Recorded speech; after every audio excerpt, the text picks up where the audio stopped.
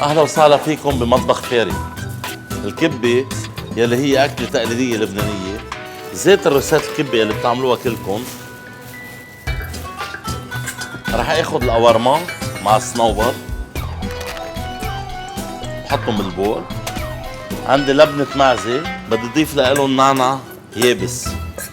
هلا بلش حط الحشوة بالنص.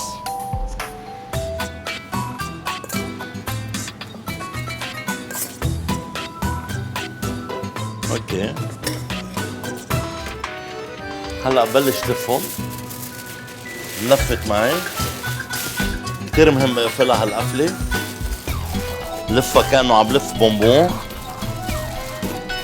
من هاي الميلة بشدها كتير منيح، ببرمها بشدها من تاني ميلة. رح حطها بصينية وفوتها على الفرن على درجة حرارة 180 لمدة 25 دقيقة.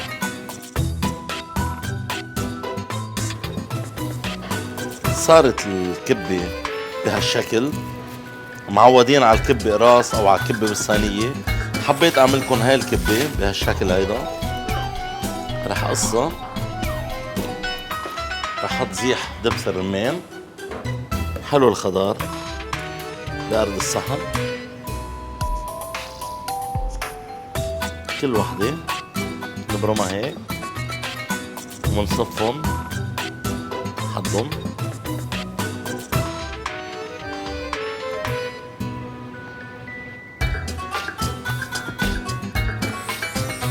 وهيك بكون عملنا كبة هي تقليدية ومنا تقليدية بذات الوقت.